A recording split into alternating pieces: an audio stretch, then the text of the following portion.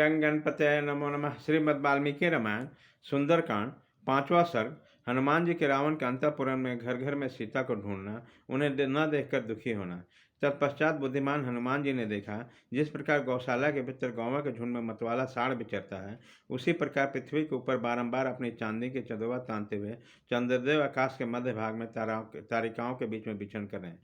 वे शीत रश्मि चंद्रमा जगत के पाप ताप का नाश कर रहे हैं और महासागर में ज्वार उठा रहे हैं। समस्त प्राणियों को नई दीप्ति में प्रकाश दे रहे थे और आकाश में क्रमशः उसके ऊपर उठ रहे थे। भूतल पर मंदराचल में संध्या के समय महासागर में और जल के भीतर कमलों में जो लक्ष्मी जिस प्रकार सुशोभित होती थी, वही उसी प्रकार मनोहर चंद्रमा में शोभा पा रही थी। जैसे चांदी के पिंजरे में हंस, मंदाचल के कंदरे में सिंह तथा मदमद हाथी के पीठ पर बैठकर वीर पुरुष शोभा पाते हैं, उसी प्रकार आकाश में चंद्रदेव सुशोभित हो रहे थे।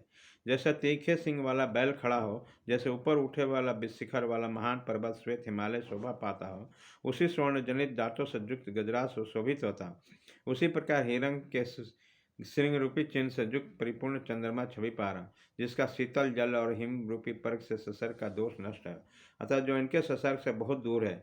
सूर्य किरणों को ग्रहण करने के लिए जिन्होंने अपने अंधकार रूपी पंख को नष्ट कर दिया हो, तथा प्रकाश में रूपी लक्ष्मी का आश्रय में स्थान होने के कारण जिसकी कालिमा भी निर्मल प्रतीत होती है, वे भगवान सचलानचंद चंद्रदेव आकाश में प्रकाशित हो रहे थे।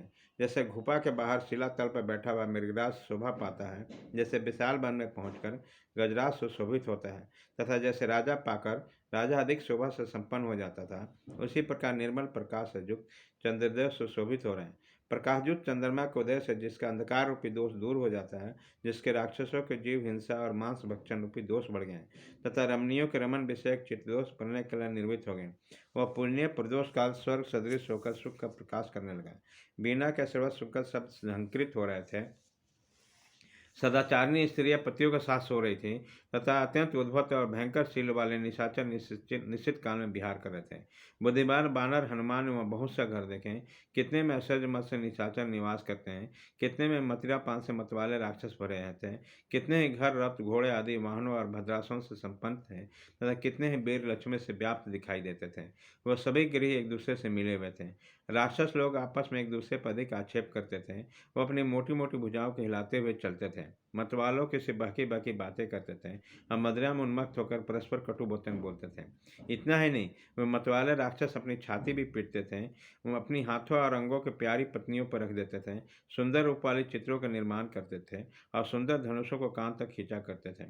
हनुमान जी ने यह भी देखा कि नायिकाएं अपने अंगों में चंदन आदि का अनुलेपन करती है, दूसरा वहीं सोती है, तीसरा सुंदर रूप और मनोहर मुख वाले ललनाएं हंसती है और अन्य वनिताएं प्रणय कला से कुपित होकर लंबी सांसें खींच रही है। चिघाड़ते हुए महान गजराजों, अत्यंत सम्मानित श्रेष्ठ सभासदों तथा लंबी सांसों को छोड़ने वाले वीरों के कारण वो लंकापुरी फुफकारते हुए सर्पों से युक्त सरोवर के समान शोभा पा रही है।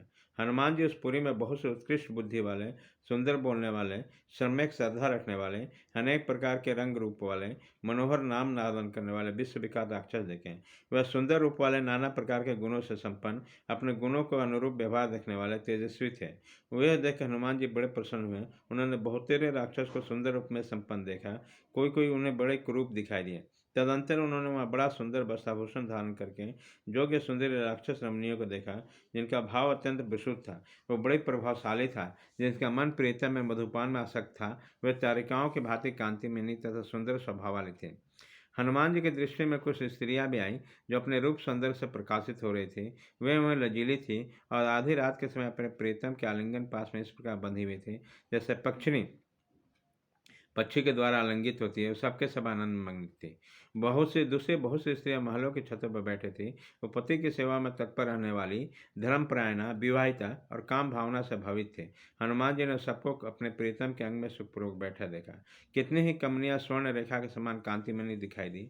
उसने अपनी ओढ़नी उतार दी थी। कितनी ही उत्तम वनिताएं तपाए हुए स्वर्ण के समान रंग वाली थी। कितने ही प्रतिवियोगिनी बालाएं चंद्रमा के समान श्वेत वर्ण की से दिखाई देती थी। उनकी अंग कांति बड़ी ही सुंदर थी। तदंतर बानरों में के प्रमुख वीर हनुमान जी ने विभिन्न गुहों में परम सुंदर रमणियों का अवलोकन किया। जो मनामध्यम प्रीतम का संजोग पाकर अत्यंत प्रसन्न हो रही थी। फूलों के हार से विभूषित होने कारण उनकी रमणीयता और भी बढ़ गई, जब सबके सब हर्ष से उत्पन्न होती दिखाई दी।